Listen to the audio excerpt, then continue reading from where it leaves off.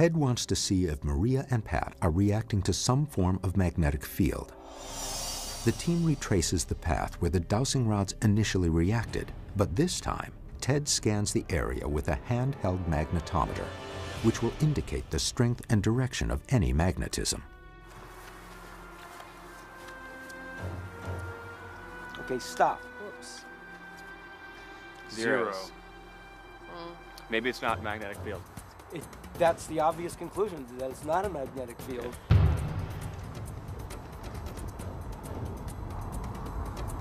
No reading here. Although the magnetometer showed no reading, both Maria and Pat detected lines of energy. I don't see any magnetic effect going on here. Ted decides to change one key element of the test to see whether the dowsing will still work. He is amazed at the results.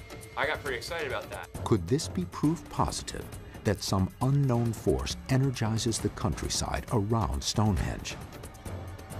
Could this be the same unknown force that makes Sedona, Arizona a reported UFO hotspot? At Stonehenge, Pat and Maria used dowsing rods to discover a hidden line of force. To test whether Pat was subconsciously duplicating Maria's findings, Ted brings intern Jeff Tomlinson to the site, blindfolds him, and leads him down the same path.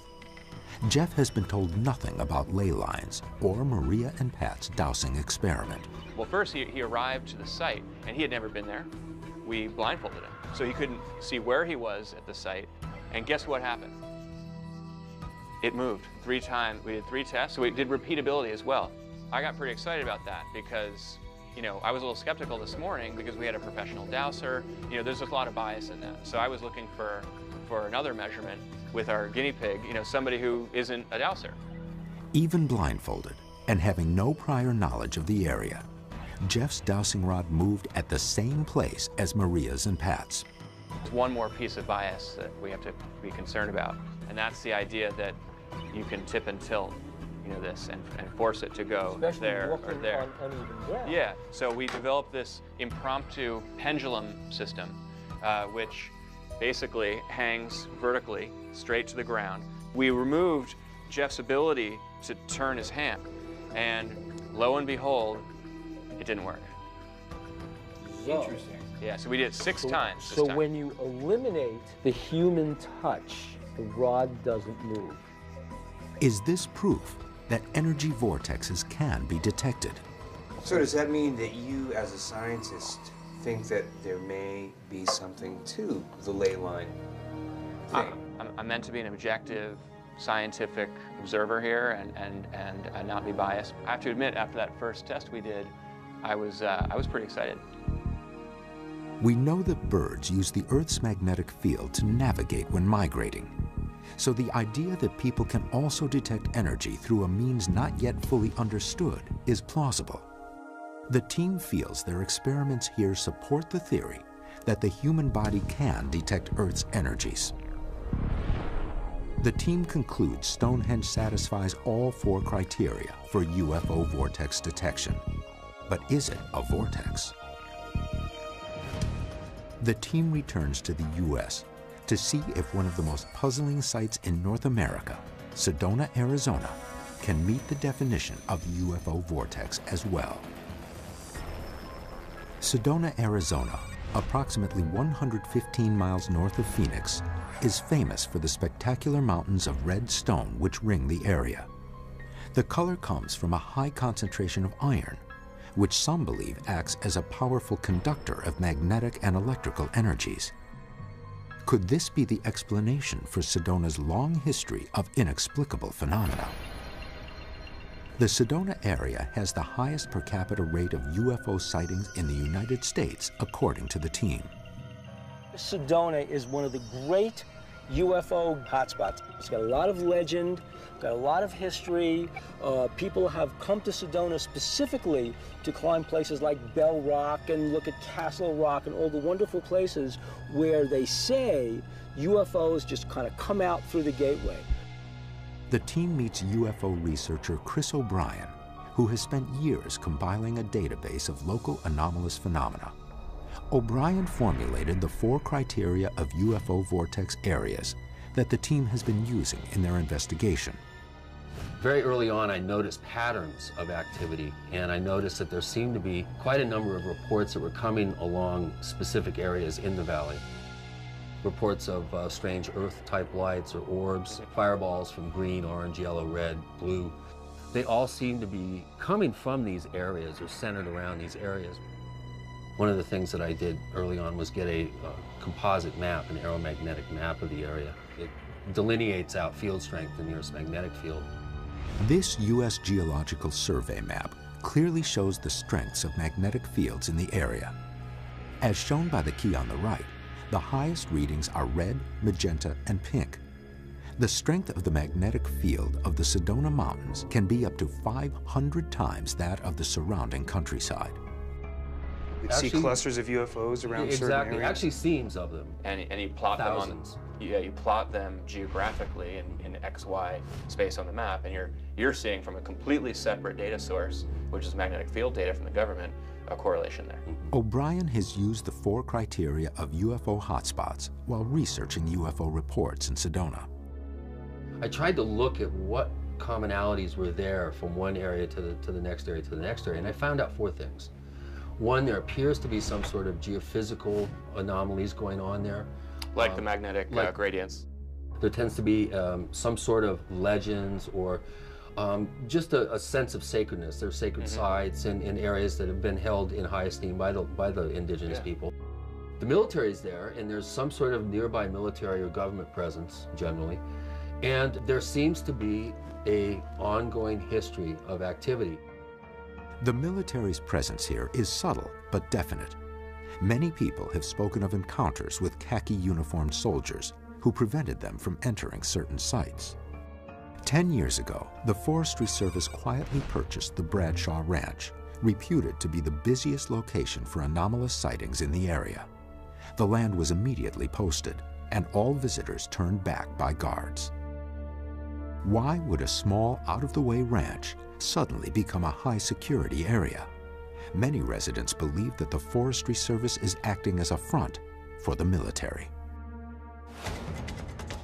To test the claim that the skies over Sedona are regularly home to unearthly visitors, Ted and Jeff set up a camera which will take photographs throughout the night.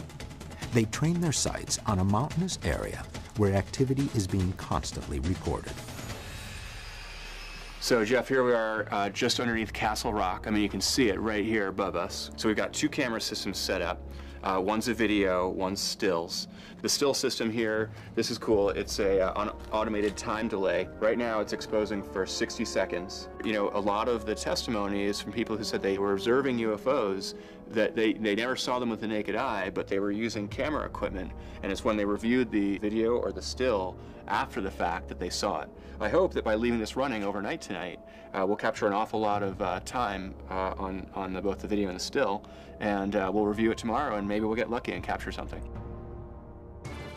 The time-lapse camera is recording the night sky in search of anomalies, and the next morning brings a surprise. Is this a video of a UFO in the Sedona skies? Sedona, Arizona is believed to be one of the most active UFO encounter sites on Earth. Ted and Jeff have set up 2 cameras trained to the night sky in hopes of capturing an anomalous object. I think we have a pretty good odds of catching something. The team meets a group of Sedona residents, each of whom claims to have witnessed either UFO or paranormal activity. I saw a big flash, and I took a series of about 30 photos, and in that I could actually see like a red ball with a blue tail on it. Do you feel like the energy is concentrated specifically around the various vortex areas, or is all Sedona? I think it's stronger around the vortexes, but I think that when you're in Sedona, even if you're like not by a vortex, you can still feel the energy, you know, in town. This gigantic thing that was shaped round like this, and it tilted down towards me, and I saw all these lights, and then it just collapsed in on itself and disappeared. Is it possible that this Sedona witness saw a UFO event similar to that captured by Dr. Bruce Cornett's camera over the Hudson Valley. One time saw a big, huge black triangle, made no sound, and then all of a sudden just be gone. Some of the witnesses believe that the earth energy of the area is responsible for the mysterious light seen dancing in the Sedona Mountains. I saw 2 crimson orbs of light, spheres. They were about 50 feet across, and these things were alive. Over the past few years, with digital camera use more widespread, Sedona is quickly being revealed as home to far more anomalous sightings than had been suspected. You can't see things with the naked eye, and you have a camera set up, and then when you slow the camera down, suddenly you're seeing images that you did not see with the naked eye and did not see at normal speed. When you look at the range of experiences that we've had, it's overwhelming. This is more than a hot spot. It's as if whatever makes Sedona Sedona, it is clearly some kind of an interdimensional gateway. There are strong magnetic fields in the area which fulfill Chris O'Brien's first criterion for vortexes. Thousands of witnesses of strange phenomena proved the second requirement. The native people believed Sedona was sacred, and tens of thousands of pilgrims to the area attest that the belief is still alive. And the cryptic actions of the military in supposedly acquiring the Bradshaw Ranch fulfill O'Brien's fourth criterion for vortexes. But if Sedona is a UFO vortex, did the team's overnight camera capture any proof? It is overly optimistic to expect to capture a UFO with only one night of filming.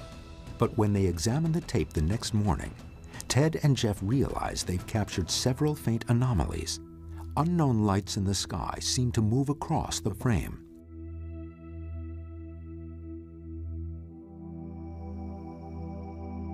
Ted concludes that the lights are a commercial plane in the distance, nothing more.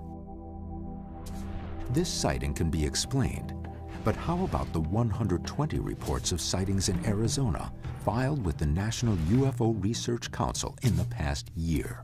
Sedona does seem to be, a hotspot, if you will, of this kind of, activity or sightings, let's just say. There are statistically many more testimonial evidence here in Sedona than there are elsewhere. So we know that, and that's fact. What we don't know far outweighs what we do know, meaning that we don't really have a full understanding of the universe yet. And I know that our knowledge of the planet is still pretty much in its infancy. I think we lent a certain amount of credibility to that concept that perhaps there are these sort of conductive pathways that lead to certain points on the surface that could bring more current or more electricity to the surface at various positions that may or may not coincide with these vortexes or gateway positions. We found a lot, and what we found really comported with everything we've been doing scientifically so far, and yet there's so much more we don't know that we can't discount anything. There could be forces that we have yet to discover that we don't presently recognize. For every single claim about UFOs or paranormal events occurring at all of these places was real. Whatever these quote-unquote energies are in this quote-unquote world grid are something that are unmeasurable by scientific instruments, and they're only measurable by people. The Earth contains dozens of sites associated with strange phenomena and inexplicable experiences. Despite advances in science and technology, all we're often left with is the same sense of awe and wonder our ancestors